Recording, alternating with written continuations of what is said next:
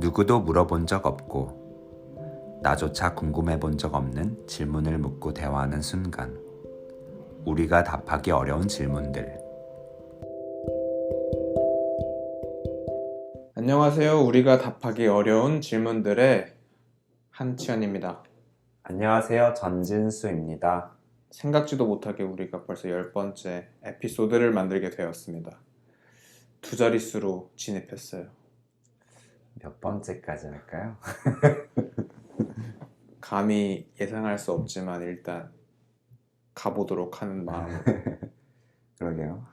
이렇게 한 주씩 하다 보니까 10번을 하게 되고, 이게 쌓이면 또 20번이 되고, 계속 이렇게 하면은 어떤 또 재밌는 일들이 벌어지지 않을까 또 생각이 들어요.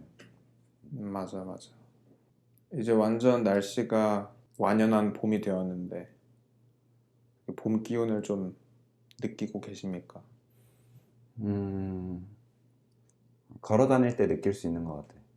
걸어 다닐 때 빛이 나무 사이로 떨어지고, 그리고 걸어 다닐 때 그 바람들, 느껴지는 바람들, 그리고 노을빛도 되게 더 아름답게 느껴지고, 그래서 봄이 되게 완연하고 있다는 걸 느낄 수 있어. 너는?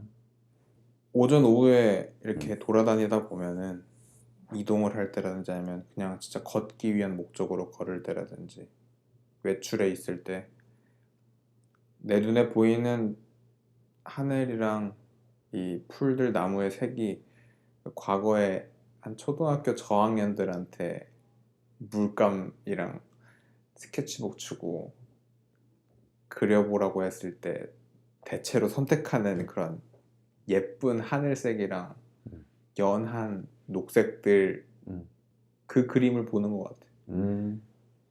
그러네. 연두색이랑 초록색 가운데 있는 것 같아, 요새. 그 아이들이 그려내는 자연이나 막 하늘에 대한 그 네모난 스케치북에 그리는 되게 아기자기하면서도 솔직한 그림들 있잖아. 맞아. 그런 것들을 내가 요즘 실시간으로 보고 사는 것 같다는 생각이야. 계절 자체가. 마음으로 그림들을 보는 거네, 세상에서. 그렇지. 그래서 이런 완연한 봄 기운의 5월 마지막 즈음에 하기 또 좋은 질문들을 우리가 받았기 때문에 한번 얘기 바로 나눠보면 좋을 것 같습니다. 네. 우리의 첫 번째 질문은 뭔가요? 네, 첫 번째 질문입니다. 결혼 상대는 어떠한 사람이었으면 좋겠나요?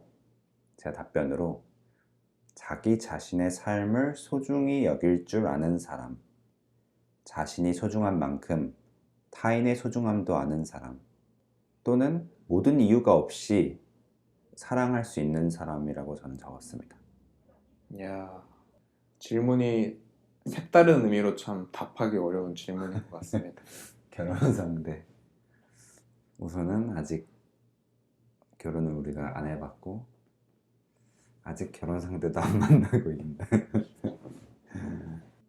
우리가 무언가 어렵다고 얘기할 때 두 가지가 있잖아.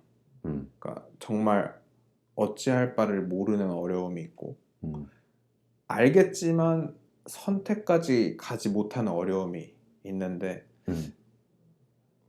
우리가 이제 팟캐스트의 제목이 우리가 답하기 어려운 질문들이라고 간판을 걸고 할 때는 아까 말한 두 번째, 그러니까 선택을 할 수 있고 그거에 대해서 많이 접해보기도 했지만 내가 직접 골라야 되는 혹은 답을 내려야 되기 어려워서 하는 질문이 이제 이런 결혼 상대는 어떤 사람이면 좋겠나요? 같은 질문 같아.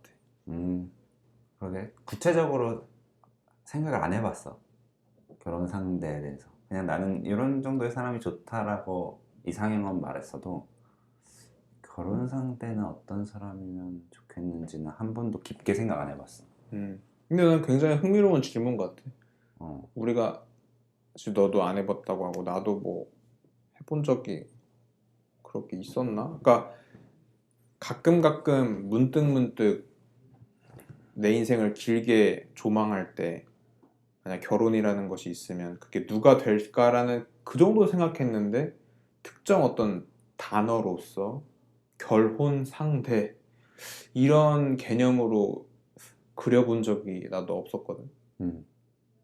우선은 결혼 상대를 질문이 결혼 상대니까 그럼 결혼하려는 마음이 있어야겠네. 결혼 상대를 이제 찾는 거니까. 맞아. 질문자분이 어, 이런 질문을 자기가 이런 질문을 해야 될 상황에 닥쳐서 하신 건지 아니면 미리 조금 이런 걸 스스로 물어보신 분인지는 모르겠지만 어쨌든 그것에 관심이 있다는 거지. 그러니까 결혼이라는 행위에 자신이 인생의 무게를 좀 둔 채로 삶을 이어가고 계시니까 음, 이런 질문도 나올 수 있는 거 아닐까. 음. 근데 감사하네. 난 이런 생각을 잘 안 해서. 나도 좋아. 우선 치현이 너는 결혼을 원해 너는 삶에서? 일단 이 질문을 듣자마자 나는 갑자기 수많은 음, 내가 참여한 참석한 그 명절들이 지나갔어. 친척들과의 명절. 그게 너한테 긍정적이었어? 아니면 답답했나?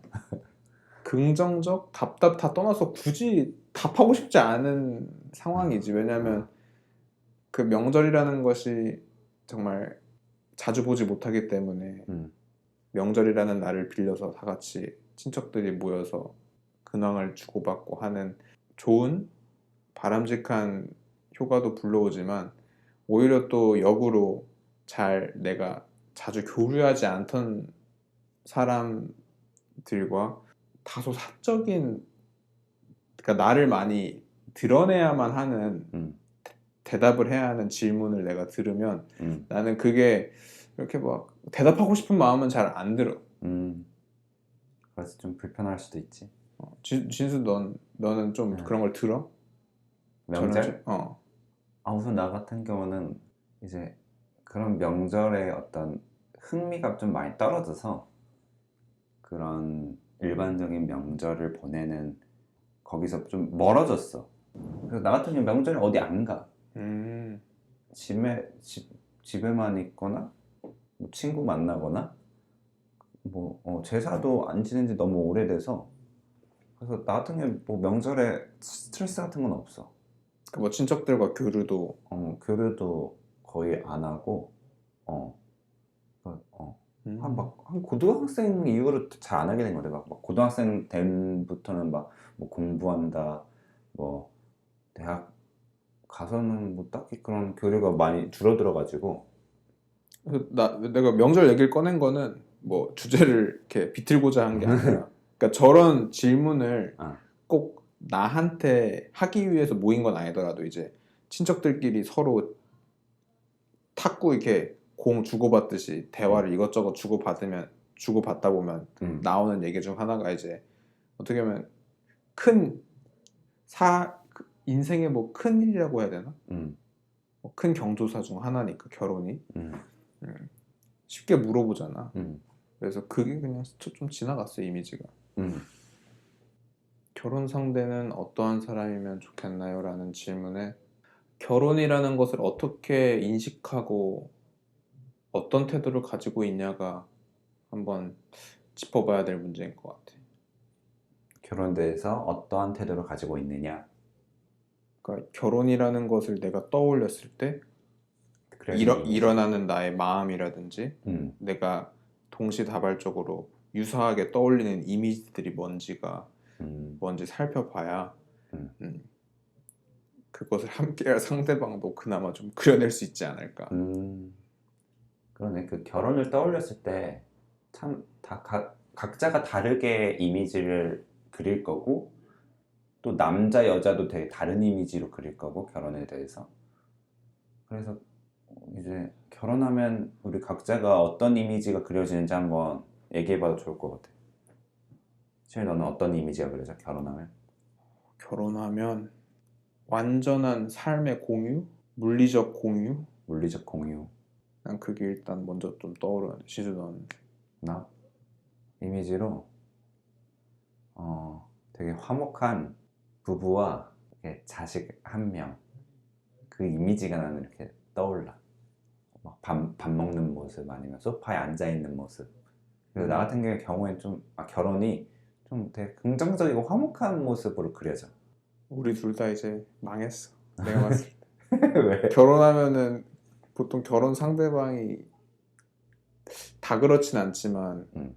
결혼식, 웨딩 아, 이런 것을 사실 꽤나 중요하게 생각하는데 그런 거 그래야지. 다 건너뛰고 한 사람은 뭐 완전히 물리적 삶을 공유한다더니 한 명은 이미 아이까지 막 그리고 이 상대방에 대한 우리가 애초에 그런 공감 능력이 떨어져서 이런 이미지를 떠올리는 건 음, 반성하게 됩니다. 가치관이 다 다르니까. 농담이고 또 내 이미지는 함께 식사하는 것도 있어. 난 식구라고 표현들 하잖아. 음, 그러니까 내가 남이 보지 않는 타인에게 공개하지 않는 공간에서 먹는 식사. 음, 그러니까 지금에 이르러서는 부모님과 혹은 가까운 그 형제자매, 친척들과만 하는 식사의 모습, 내 모습을 같이 주고받는 상대방과 음, 만나는 음, 약속. 그게 결혼이지 나에게. 결혼에 대한 이미지 중에 하나가. 그리고 또 결혼에 대한 또 다른 이미지. 다들 결혼이 더 행복할 거라고 생각하니까 선택하지 않을까? 결혼이 누가 봐도 불행해지는 거라면 아무도 선택을 안 할 텐데 아무래도 결혼이란 선택이 본인 삶의 질을 높이는 방식이라고 생각하기 때문에 하는 것 같아. 뭐 과거 중세 시대에서 음, 그 국가와 국가 혹은 한 집단과 집단이 그 종족이나 국가의 번영을 위해서 정략적으로 막 정치와 전략적으로 같이 내가 결혼을 함으로써 뭐 우호적인 동맹이 맺어지고 막 이런 결혼이 아니잖아. 우리는 어떻게 보면 개인의 기호에 좀 더 이렇게 치우쳐진 선택에 가깝지 결혼이. 그러니까 지수도가 말한 것처럼 그 행위를 했을 때 본인도 그렇고 상대방도 둘이서 더 나은 행복으로 가기 위한 선택으로 맞아. 보는 게 더 타당할 것 같아. 근데 연인으로 있어도 그 둘이 되게 삶의 질이 충분히 올라가는 그런 관계가 되는 거잖아. 연인에서 결혼으로 가는 건 또 어떤 방식으로의 삶의 질이 더 향상되는 거지? 그러게. 어떤 방향으로 혹은 어떤 질적이고 양적인 변화가 일어나길래 결혼이라는 선택을 하는 걸까? 굳이 결혼 안 해도 되잖아. 굳이 결혼 안 해도 된다고 하니까 이제 어. 그 내가 읽은 책에 그 조승현 작가가 말한 시카다의 그 프랑스 사람들이 보여준 면면들이 좀 떠올랐어. 결혼을 왜 하냐? 연인으로도 우린 충분히 많은 것을 공유할 수 있고 심지어 출산을 해서 가정의 모습을 만들 수도 있는데 왜 국가가 왜 법적으로 참견하냐? 맞아.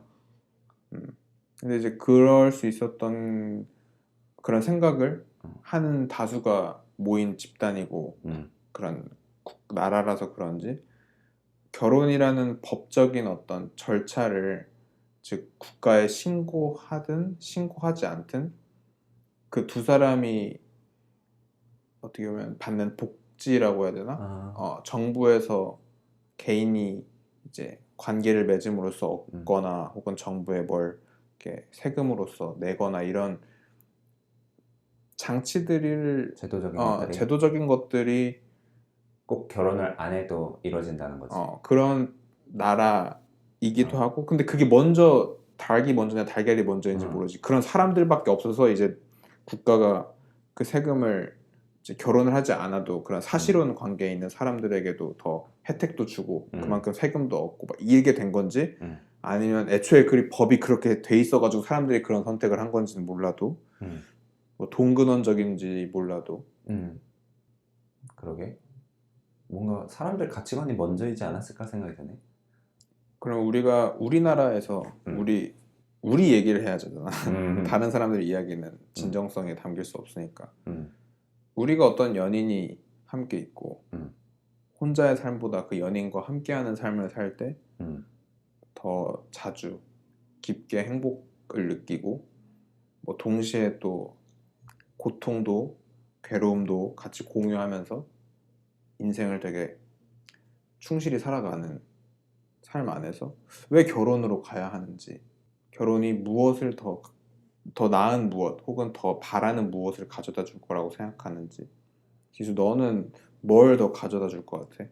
만약에 그래, 연인 상대가 있는데 결혼으로 가게 되면 그 제도적인 안정장치가 모르겠어. 그게 그 제도적인 그 결혼 이렇게 혼인 신고가 더 사랑을 두텁게 하는지 아니면 하나의 제도일 뿐인데 왜 그 사람 사람들이 너무 그 제도에 맞추려고 하는지. 어 그러니까 말하기 어렵네 그거에 대해서 우선 연인에서 결혼으로 갔을 때 내가 더 어떤 삶의 질이 확장되는 거는 어떤 그 제도 안에 있는 정서적인 안정감이 우선 첫 번째로 생각이 들었고 두 번째로는 아이를 낳고 그런 거에 있어서 연인 관계일 때는 아무래도 우리나라에서는 그런 혜택을 받기가 어려우니까 그런 아이를 낳을 수 있는 양육할 수 있는 어떤 그런 기회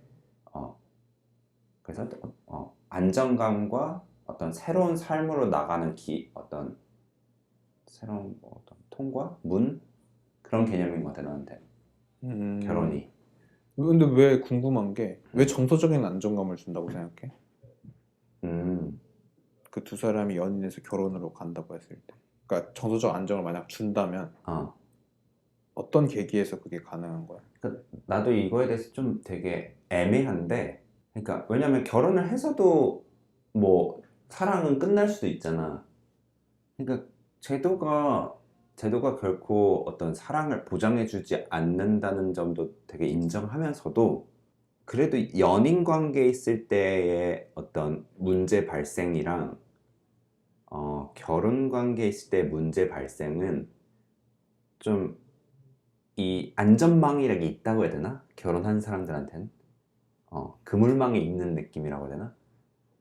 어떤 뜻, 그 그물망이 마치 나에겐 가족 같다고 좀 들리거든. 그러니까 어, 남이었지만 어, 가족, 이 상대방과 가족이 되겠다는 거지. 어, 그러니까 엄마, 아빠, 그 어, 다음에 뭐 형제자매 어, 간에 우리가 자라면서 어, 그 가정 환경은 모두 어, 천차만별이겠지만 음, 그 가족이라는 것을 인식할 때 음, 그리고 어떤 사건이나 세상에 무언가 일어났을 때 가족들과 교류하게 되는 그것을 어, 그 모든 총체된 집합을 어, 이 상대방과 같이 음, 주고받을 때 얻을 수 있는 그런 안정감인 건가? 맞아. 좀 책임 혹은 좀 더, 챙김 이런 게 좀 어, 들어가는 것 같네. 뭔가 좀 더 책임이 들어가는 것 같아. 그 결혼 관계에서는. 그러니까 사람마다 그 책임을 긍정적으로 볼지 부정적으로 맞아. 볼지는 자기 마음이겠지만 뭐 책임이 어떤 부담감으로 느껴질 수도 있고, 누군가는 그 책임감 때문에 더 그 둘이 안정적인 관계가 더 형성될 수도 있다고 볼 수도 있고, 그러네. 예전에는 약간 이렇게 생각했었어. 아니, 결혼을 하는 건 그냥 어떤 제도적인 것밖에 없지. 결혼을 하고도 뭐 충분히 그 사랑이 끝날 수도 있는 건데, 결혼이 뭐 사랑을 보장해주지 않지. 라고 생각했는데, 요새는 또 우리 인간이 굉장히 그런 물질과 어떤 제도에도 충분히 영향을 받는 존재라고 받아들여서, 꼭 정신력만이 어, 그 사람의 전부를 이렇게 관장하지는 않는 거지. 맞아. 나는 그래서 그런 점에서 결혼 제도가 그 둘의 관계, 정신, 마음에 충분히 영향을 줄 수도 있다고 생각해, 지금은. 모든 삶의 단면 단면이 개인화되고 있는 시점에 음, 결혼이라는 것은 시대마다 요구하는 게 개개인에게 다르겠지만 음, 그것의 장점이라고 표현할지 모르겠지만 그것의 이제 효용, 음, 결혼이라는 행위의 효용이 음, 고정되어 있는 것이 아니라 음, 그것을 대하는 사람들에 따라 다 이렇게 미세하게 혹은 멈춰있지 않고 움직이는 것 같아 나는. 결혼에 대한 효용이 계속 움직인다. 그러니까 크게 보면 삶의 질이 이렇게 향상하는 건데 그 구체적인 내용들은 계속 바뀐다는 거야? 사람에 따라서. 그리고 어. 현대의 사람들이 개인화되고 어. 그 개인화된 삶을 추구하는 데 있어서 음. 뭐 다시 둘이 되겠다가 아니라 개인으로 유지되지만 그 개인이 더 나은 개인으로 있을 수 있게 그걸 동의하는 사람과 만나서 하는 게 이제 결혼으로 인식이 될 수 있으니까 그건 어떻게 보면 그 더 개인화된 자신의 삶을 증폭시키기 위해서 상대방과 만나는 거잖아. 그러니까 결혼을 보는 시각이 그러면서 조금 달라지는 변화한 점이 난 있다고 생각해. 그러니까 결혼이 그 사람을 바꾸는 게 아니라 그렇게 살 건데 결혼의 어떤 도구적인 어떤 도움을 받는 거지. 그러네. 이제 좀 더 그런 방식으로 가는 것 같네. 그럼 치현이 너는 어떤 결혼 상대가 너의 삶을 더 이렇게 확장시킬 것 같아? 그 결혼 상대자는 어떤 성격, 어떤 패턴, 생활 패턴, 라이프를 살고 있는 사람이 너와 만났을 때 너의 삶의 질이 더 늘어날 것 같아. 정말 쉽게 답하기 어려운 것 같아. 진짜로. 솔직히 말하면 나는 누군가와 살 준비가 안 돼 있는 것 같기도 하고 정말 반성하자면 준비? 자, 구체적으로 준비가 안 돼 있다는데 어떤 요소들이 준비가 안 돼 있다는 거야? 그러니까 우리가 경제적으로 준비가 안 돼 있다는 거 그런 기술적인 얘기 말고 이제 아까 내가 말한 게 처음 이미지가 이제 완전히 물리적으로 삶을 공유하는 거잖아. 내 것을 얼마나 내어줄 수 있냐. 그러니까 내 삶을 얼마나 포기라는 단어는 아니고 내 삶을 얼마나 조정할 수 있냐 그 상대방과. 근데 이게 내가 조정할 마음이 있고 없고가 아니라 그것도 약간 훈련이라고 생각하거든. 누군가와 했을 때 그런 조정해내는 그 과정을 어떻게 내가 태도를 가져가고 어떤 자세를 취하냐가 결국 어떤 긴 관계를 유지하는 데 있어서 심지어 그냥 안 보면 안 보는 게 아니라 한 공간이나 이런 시간을 가장 많이 교류의 대상으로 둬야 되는 시점에서 그런 걸 내가 아직 할 수 있는지 의문이야 나에게. 어떤 타인과 원활한 공유를 평생 하면서 할 수 있는 마음 자세가 있는지. 그러니까 그거는 내가 훈련적으로 봤을 때 그런 걸 해보는 것도 중요하지만 심리적인 것도 좀 심리 정신적인 것도 난 굉장히 큰 영향을 끼친다고 생각하거든. 심리적인 구체적으로. 그러니까 그런 조정을 할 때 내 마음이 되게 어리고 미숙하면 상대방에게 아주 쉽게 상처로 이제 전달되기 마련이잖아. 내가 그런 의도가 없었어도. 맞아. 근데 그것 또한 뭐 관계에서 뭐 필수 불가결한 부분이다라고 누군가는 얘기하겠지만 그런 상처는 때때로 사라진다고 믿고 싶지만 사라지지 않을 수도 있잖아. 쌓일 수도 있지. 나는 그런 면에서의 좀 성숙함이 필요할 것 같아. 내 정신 심리적으로 상대방에게 그런 떠넘기는 식의 말, 행동이 나오지 않게 되게까지. 나는 결혼 상대로 지수 너는? 내가 생각하는 결혼 상대, 나는 어떤 사람을 만나면 내 삶의 질이 더 올라갈까? 우선 첫 번째 베이스는 내가 사랑하는 사람이어야 되는 것 같아. 왜냐면 사랑하지 않는 사람이랑은 뭔가 내 삶을 공유하고 싶은 마음이 잘 안 생겨서 우선 첫 번째 베이스는 어떤 그 사람을 사랑하는 마음이 있어야 되겠고, 두 번째 베이스로는 나뿐만 아니라 그 사람도 어떤 건강함을 유지하고 있어야 될 것 같아. 정신적으로나 육체적으로 건강한 베이스에서 어떤 건강한 또 생활이 나올 거니까. 나는 그 부분이 참 이견이 있을 수 있을 것 같아. 어떤 식으로? 그러니까 진수 너가 한 말 두 번째가 이제 각자 건강한 모습이고 스스로 뭔가 독립적인 주체로서 있길 바란다고 했잖아. 근데 많은 사람들이 독립적인 주체를 스스로 그렇게 지켜나가야겠다고 함과 동시에 결혼이라는 걸 딱 맞을 수도, 그럼 결혼 왜 해? 독립적인 주체로 있는 게 어려울 텐데. 그런 이견 혹은 이렇게 반박이 있을 수 있을 것 같아. 나 같은 경우에 결혼이 자신의 주체성을 포기하는 거라는 생각은 안 해. 그 주체적인 둘이 만나서 더 그들의 주체적인 삶에 더 좋은 영향을 끼치기 위해서 하는 행동이지, 그들의 주체성을 이렇게 반감시키면서 하는 행위라고 생각하진 않아. 어떤 양보하고 그런 게 자신의 주체성을 포기하는 게 아니라 오히려 그 함께하는 방식을 또 이해하는 게 아닌가라는 생각이 들어.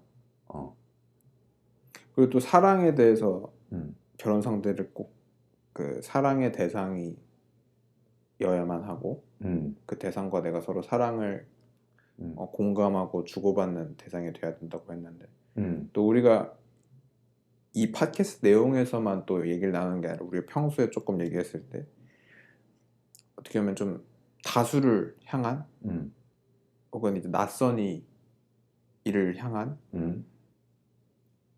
진짜 너의 어떤 인류애적인 사랑이 있다고 했잖아. 근데 이제 그런 거를 넘어선 이 결혼 상대가 이제 될 것 같다고 느낄 정도의 사랑은 어떤 사랑인 건지. 그 정도로 느껴지는 사람? 어떤 호감이 있을 수 있고 함께 있고 싶다 이런 것까지는 있을 수 있어도 그건 것 같아. 지금까지도 연애들을 해오면서 충분히 사랑을 주고받았지만 결혼 상대로까지 서로 갈 수 없었던 거는 서로의 주체성이 아직 준비가 안 되었기 때문인 것 같아. 그래서 내가 결혼 상대로까지 생각할 수 있으려면 우선 내가 먼저 주체적이어야 되고, 또한 상대도 주체적인 인간으로서 그렇게 살아가고 있어야지 결혼 상대로까지 전환되는 것 같아. 연인 상대에서. 그 말을 들으니까 또 호기심이 드는 게 그런 결혼 상대까지 갈 수 있을 정도로 개인이 그런 주체적인 사람으로 성장하기 위해서는 꼭 개인으로 머무른 채로 그걸 성장시켜야 하는지 아니면 그 상대방 혹은 연인의 상대방을 만나서 그 경험을 토대로 주체성을 유지한 채로 사람과 관계를 하고 교류할 수 있겠다는 지점까지 성장을 시키는 게 좋을지.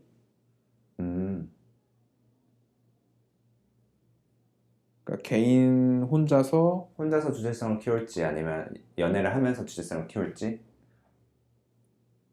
뭐 할 수 있으면 연애하면서 좀 하는 게 좋지 않을까? 왜냐면 연애하면서 우리가 참 많은 것들을 배우잖아. 혼자서 보내는 삶보다.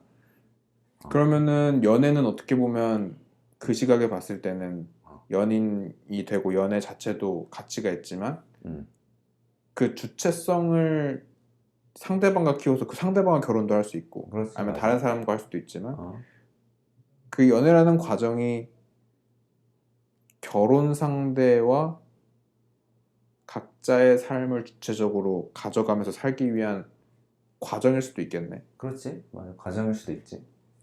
시행착오를 경험하는 거지. 아까 뭐 치안이 너가 말했듯이 어떤 정신적인 준비라고도 말했잖아, 너가. 그걸 이제 연애하면서도 그 준비 이런 것들을 한번 해볼 수 있는 거고. 좀 속물적인 얘기도 좀 해야만 할 것 같은 게 결혼 상대 사실 우리가 저기 천국에 대한 이야기를 하는 걸 수도 있고 사실 결혼 상대 되게 노골적으로 얘기할 수도 있잖아. 뭐 집이 있어야 되고 서울에 아니면 뭐 대도시에 도심에 그럴싸한 직장이 있고 자산이 얼마나 되고 그런 조건 조건이라고 표현하는 것들을 음. 우선적으로 언급하게 되는 마음은 어떤 마음인 것 같아? 그런 조건을 음. 언급하는 이유. 그러니까 결혼 상대라는 것을 사실 다르게 이렇게 고개를 돌려서 보면은 음. 결혼이란 행위를 하기 위한 자격이 있는 상대가 누군지도 볼 수 있는 거잖아. 근데 우리가 지금은 우리의 마음이라든지 그 결혼이란 행위 이후에 전체적인 자신의 삶을 얘기했지만 이제 그 결혼을 할 수 있는 경제적이고 혹은 사회적인 조건들도 상당히 사람들이 많이 언급하고 그것이 때때로 더 중요하다. 그것이 없으면 그 이외에 당신이 꿈꾸던 것들은 다 무너지기 십상일 것이다라고 이제 얘기하잖아. 실제로 경험하신 분들도 오히려 더 목소리 키워서 얘기하시고. 맞아. 그거는 이제 사람들이 삶의 질을 향상시키는 거를 그 경제적인 안정성을 우선시할 거냐 그런 문제 아닐까라는 생각이 들어.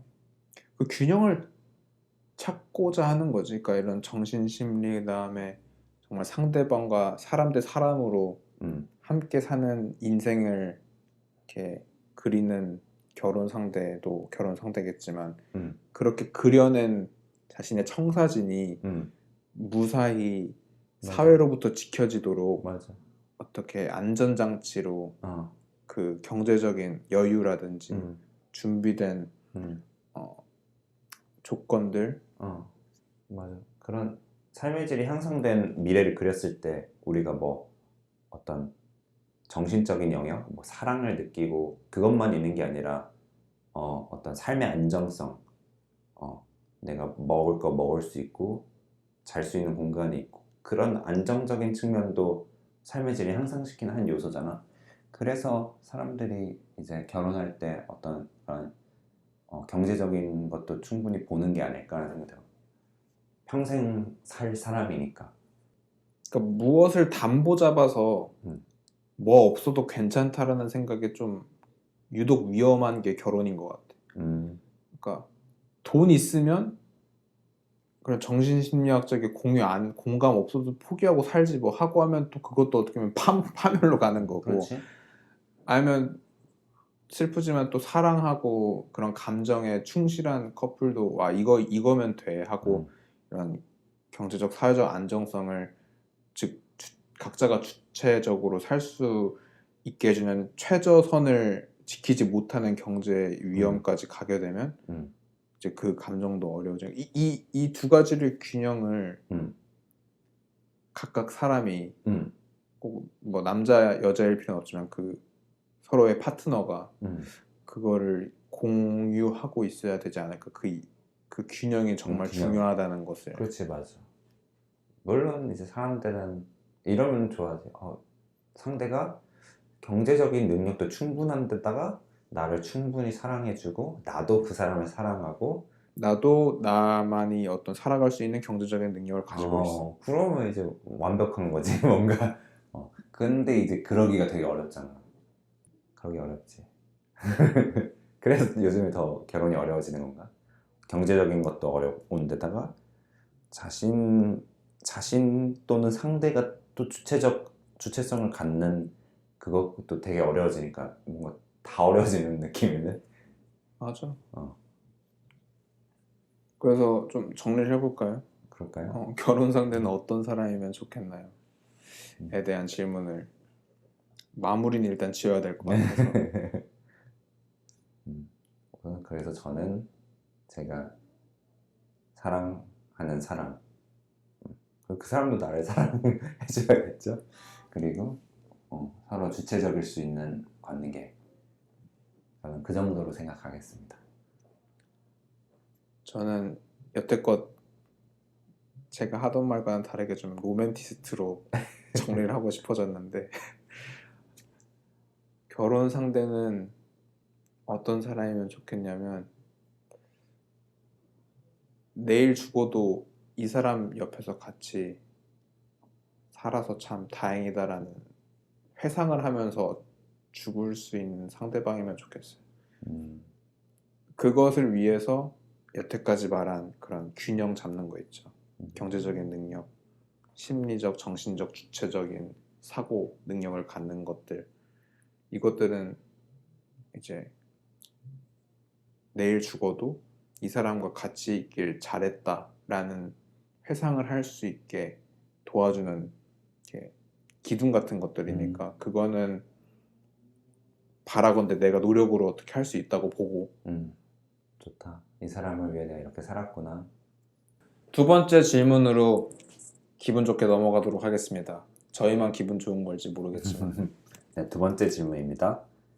누군가와 영원히 함께 할 수 없다는 걸 알지만 그런 느낌을 받는 연애를 하고 싶어요. 너무 어린 생각일까요? 제가 답변으로 영원히 함께 할 수 없다는 것이 연애는 늘 끝나기 마련이기 때문인 건지 아니면 우리는 모두 죽음으로 이별하기 때문인 건지 생각해 보았습니다. 그런 반대로 누군가와 영원히 함께 한다면 그것이 좋은 건가도 생각해 보게 됩니다. 영원하다면 행복할까요? 그런 느낌을 받는 연애는 상대의 마음이 중요할까요? 나의 마음이 중요할까요? 라고 답했습니다. 이게 왜 어린 생각이지? 전혀 어린 생각이 아닌데 나는 역으로 굉장히 강하고 뛰어난 생각이라고 생각해요. 누군가와 영원히 함께하는 느낌을 받는 연애를 하고 싶다. 되게 초월적인데? 잔나비 밴드의 제목이 이제 쉬 노래 안에 이제 가사 중에 이제 위대한 여전사라는 표현이 나오는데 연애할 때 굉장히 위대한 여전사 같은 마음 아닌가요? 이 사람과 영원을 느낄 정도 함께하는 연애를 하고 싶다. 그치? 다만 그 생각과 일치된 행동과 교류 관계를 맺도록 끊임없이 자신의 삶을 살아가야 된다는 점은 있겠죠. 맞아. 영원히 할 수 없다. 누군가 영원히 함께 할 수 없다. 누군가 영원히 함께 할 수 없다는 거를 굉장히 지금 아쉬워하시는 것 같아요. 가슴 아픔? 영원히 함께 할 수 없어. 근데도 영원하고 싶어. 이렇게 생각해봐도 좋을 것 같아. 누군가와 영원히 함께할 수 없는 게 아니라 이미 알겠지만 더 뼈저리게 느끼고 계시겠지만 내 삶도 영원하지 않고 연애의 대상 이전에 뭐 화목할 수도 있고 화목하지 않을 수도 있지만 가족 구성원과의 그 대상 부모님 아니면 형제자매도 영원하지 않잖아. 모든 게 영원하지 않지. 근데 이제 그 중에 가장 내 마음을 그 아프게 하는 상대방이 만약 연인이라면 지금 이제 살아가는 과정에 있어서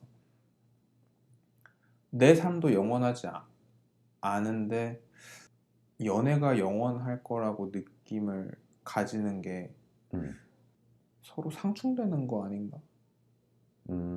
서로 성립이 안 된다는 말이야? 성립이 안 되는 거 아닌가? 그러니까 머리로는 영원하지 않다는 걸 알고 있는데 마음은 그 영원성을 추구하는 상태 아닌가? 영원한 사랑을 꿈꾸는 거지. 우리가 약간 그런 로망이 있잖아. 영원한 사랑을 꿈꾸는.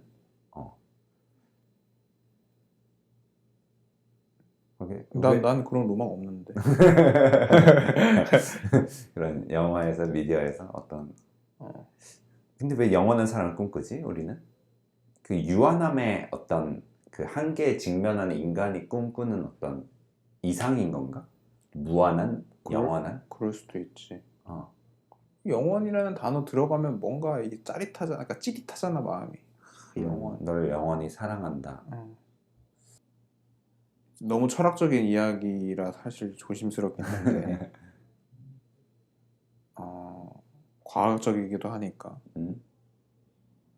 우리가 그런 어떤 순간들이 있다고 하잖아.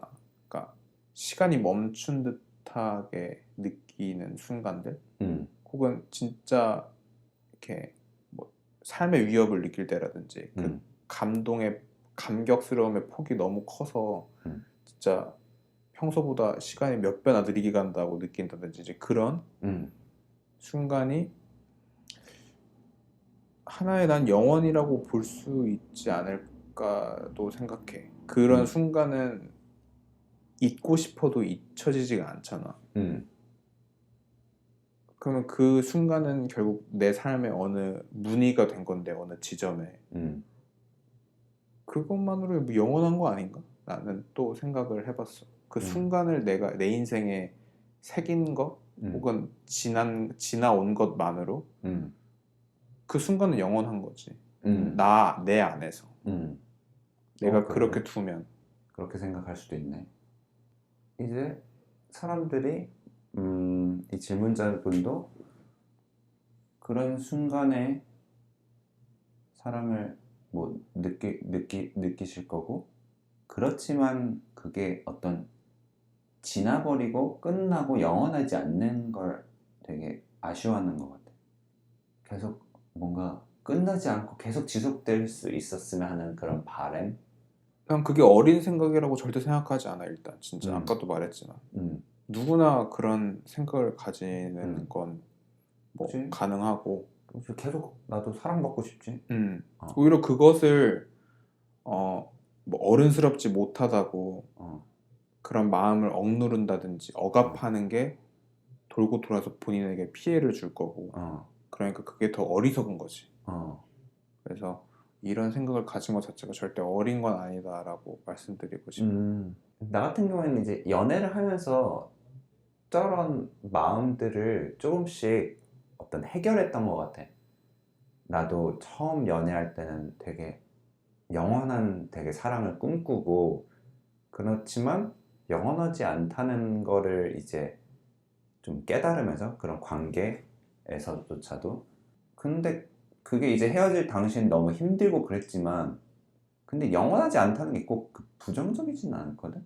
왜냐면 이 사람이랑 또 헤어지고 다른 사람을 만나면서 내가 또 다른 어떤 삶의 경험들을 하면서, 아, 뭔가 영원하지 않아서 다 비극이구나라는 생각이 안 들고, 아, 영원하지 않아서 또 좋은 사람을 만날 수도 있네, 이렇게 또 다른 방식으로도 생각할 수 있다는 걸 경험해서,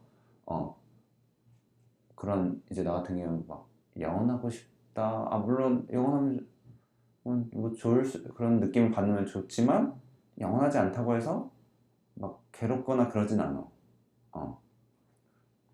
그 말을 하니까 비유적으로 조금 이미지가 떠올랐는데, 영원히 함께 하고 있다는 느낌을 받는 연애는 뭘까 딱 떠오른 게, 이 사람과 내가 각자의 삶의 종착역인 죽음으로 함께 가고 있다는 느낌인 것 같아. 그러니까 그냥 이 사람이 내가 잠깐 이렇게 지나가는 정거장이 아니라, 이 사람과 내가 정말 꼭 같은 곳으로 가지 않더라도 각자의 마지막인 어떤 죽음이라는 어떤 지점에 같이 갈 수 있는 가고 있다는 느낌을 느낌을 주는 게 영원히 함께하고 있다라는 느낌을 주는 연애 같다는 생각이 좀 비유적으로 떠올랐어. 은유적으로. 이제 그런 느낌을 받는 연애를 하고 싶은 거니까. 근데 또 이런 식으로도 생각해 볼 수 있는 것 같아. 그런 느낌을 받는 연애라고 했잖아. 나는 상대한테 그런 느낌을 주는 연애자인지 연애 상대인지도 한번 생각해 보는 게 좋을 것 같아. 그러네. 진심으로 좀 미안한 게, 이 결혼 연애가 정말 저 답하기 너무 어려워요. 그쪽 영역은 약한 부분. 정말 내가 작아지는 걸 느낍니다. 나 같은 경우에는 사랑에 대해서 좀 LA 프롬 사랑의 기술책을 보면서 많이 좀 도움을 받았는데, 이제 우리 현대인들은 사랑을 하는 것보다 받는 것에 더 관심이 많다라고 그 문장이 되게 기억에 남는데, 사랑을 어떤 하는 행동 양식으로 생각 안 하고 어떤 받는 방식에만 집중한다라고 생각을 그런 글이 있었어. 그래서 더 사랑을 많이 받기 위해 우리들은 더 막 몸매를 가꾸고 뭐 성격을 더 유머러스하고 그런 걸 키운다? 그런 것들이 되게 나는 공감이 많이 갔어. 아, 우리가 너무 받는 연애에, 받는 사랑에 집착했던 건 아닌가? 나는 그런 사랑을 줄 수 있는 존재인가도 한번 생각해 볼 수 있는 기회인 것 같아. 본인이 생각했을 때 특정 대상과 영원히 함께하고 있다라는 느낌을 받는 연애는 어떤 연애 같아요? 음, 굉장히 그 연인 관계가 몰입돼 있는 관계 같아. 근데 또 주의해야 할 점이 어떤 우리가 막 사랑에 엄청 빠져버려서 되게 광적인 상태는 또 경계해야 되는 것 같아. 그 상태가 꼭 어떤 몰입의 건강한 상태라고 생각하지 않아. 그것밖에 없는 거. 그러니까 맞아. 그거 아니면 안 돼, 이거. 그러니까 건강한 몰입 상태여야 되는 것 같아. 그 말은 곧 내 자신이 주체적으로도 건강한 상태에서 타인과 이제 건강한 몰입이 되는 거지. 내가 이제 내 상태가 혼자인데 만약 불안해? 근데 상대방한테 몰입함으로써 이 불안감이 해소되는 거는 굉장히 위험할 수 있는 게 이 관계가 헤어지면 다시 그 혼자 있을 때 그 불안의 상태로 가는 엄청난 두려움이 있거든. 그게 어쩌면 그 관계가 끝날까 봐 영원하지 않음에 대한 두려움이 아닌가라는 생각을 해봐. 그러니까 내가 원치 않는 과거의 내 모습으로 음, 불안정한 내 모습으로 돌아가는 게 음, 두려운 게 이 음, 사람과 관계가 영원하지 음. 않을 것 같다는 두려움과 일맥상통한다는 거야. 맞아. 온전히 그 혼자 있음이 두려운 거지. 어, 근데 두려운 게 잘못된 건 절대 아닌 거지. 어, 누구나 그럴 수 있고. 맞아. 하지만 그 혼자 있음을 두려워하는 것에 어, 계속 회피를 할 건지 어, 뒤를 돌아보고 두 눈을 부릅떠서 어, 직면해서 그거를 어떤 식으로든 본인답게 다룰 건지 맞아. 그것을 이제 우선 이제 행동을 취해야. 그런 자신 존재에 대한 어떤 외로움을 직면할 건가, 회피할 건가, 이건 이제 본인의 선택인 거지. 참. 근데 둘 다 고통스러워. 회피하면 그 순간에는 뭐 좀 괜찮은 것 같지만 계속 그 구멍이 있는 거고, 직면하는 건 또 굉장히 어렵고 힘들고 무섭고 두려운 거지. 어. 맞아. 근데 그 직면하고 거기서 안에서 일어나는 어떤 감정들, 생각들, 거기서 얻는 깨달음 속에서 나는 어떤 그 외로움이라는 방에서 나올 수 있는 열쇠가 있다고 생각해. 시안이는 어떻게 생각해? 영원히 음, 함께 하고 있다는 느낌을 받는 연애가 뭔지. 음. 아까도 말했듯이 난 이런 질문들에 굉장히 취약하다는 걸 다시 한번 느끼고 있고 절실히 느끼고 있고. 와, 뭐라고 대답해야 될까? 나의 환희와 음, 나의 절망을 음, 최상치와 각각 최하치를 산정을 해놓고 음, 그것이 길게 늘어진 내 삶에서 어떤 주기적으로 이렇게 너울치듯 등장할 텐데 그 과정을 함께 가장 나와 근접하게 혹은 나보다 더 공감해주는 사람이 옆에 있으면 나는 그게 영원히 함께 하고 있다라는 느낌을 받을 것 같아. 그리고 또 동시에 아까 나도 그 사람에게 그런 역할을 할 수 있음에 감사하면서 음, 각자의 종착지를 음. 향해 가는, 난 그게 영원히 함께하는 느낌을 주고가는 연애 같아. 삶이라는 파도 속에서 계속 손을 잡고 걸어가는 사람인 거네. 근데 질문자님은 그런 느낌 받는 연애를 하고 싶다고 했어? 하면 되지 않나? 라는 생각도 드네. 그것도 있는 것 같아. 그런 느낌을 주도록 나한테 주는 상대자가 있는데 내 마음이 그걸 또 받을 수 없는 마음이면은 그런 느낌을 못 느낄 거라 생각해. 그러니까 나는 그게 우리가 그런 사랑이 그런 상대자가 있으면 가능할 거라고 생각하는데 나는 그 나 자신도 그런 마음 상태가 가능해야지라고 생각해. 그러니까 내 마음에 구멍이 있으면 아무리 애인이 큰 사랑을 주더라도 나는 계속 부족과 결핍을 느끼잖아. 그것처럼 밑 빠진 독에 어, 물을 붓는 거지.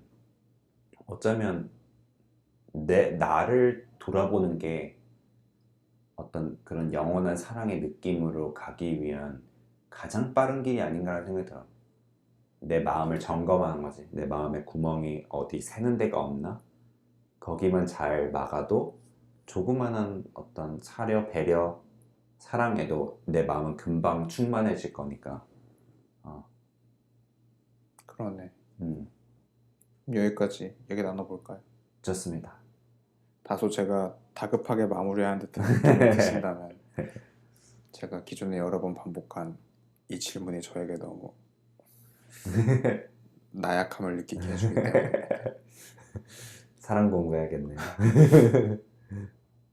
자, 그러면 우리 10번째 에피소드 무사히 마쳤고 다음 주에 또 뵙도록 하겠습니다. 들어주셔서 감사하고 네. 마지막 남기고 싶은 말 있으신가요? 또 사랑에 대해서 이렇게 오늘 이야기 나눌 수 있어서 좋았고 어려웠어요. 그 무엇보다 어려웠던 것 같아요. 하지만 어려운 것을 우리가 할 때 우리도 짐작 느끼지 못한 어떤 성장이 내면에 일어나고 있다고 느끼니까 네. 믿으니까 네, 두고 봐야죠. 그렇습니다. 오늘도 대화 나눌 수 있어서 행복했습니다. 우리가 답하기 어려운 질문들.